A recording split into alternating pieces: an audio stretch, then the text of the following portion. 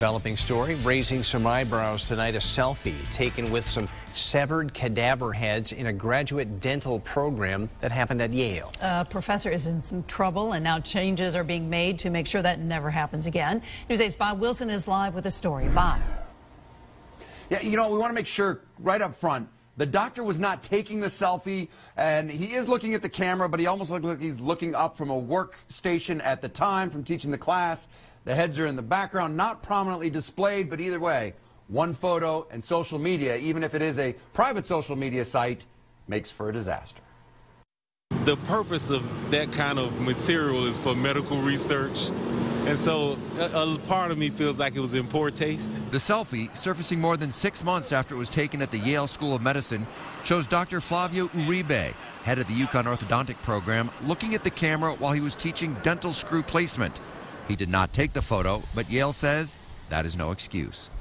In a statement released, they say, quote, "The photograph taken at the symposium at Yale was disturbing and an inexcusable deviation from anything Yale would expect to occur." So while News 8 doesn't have a copy of the photo, I have seen it personally and will describe it for you. It was a symposium that happened at Yale, so it was kind of like in a big giant room with 3 tables. Everyone's dressed in surgical scrubs and gowns. They have on masks. There are 3 people in the front, 4 people in the back, and they're gathered around a table.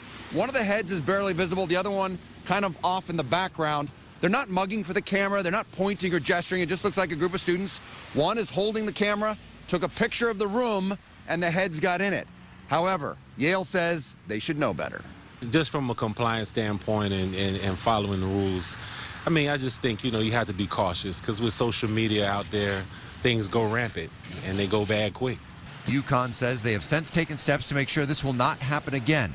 Cell phones or cameras will not be allowed inside the rooms, and Yale has students sign an ethical standard of conduct agreement.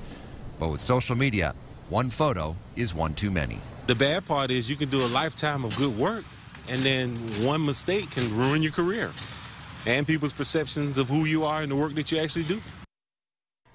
Very true. The doctor well respected in the community. People surprised that this happened. Matter of fact, the doctor himself told News 8 it happened so long ago he barely even remembers it back in June.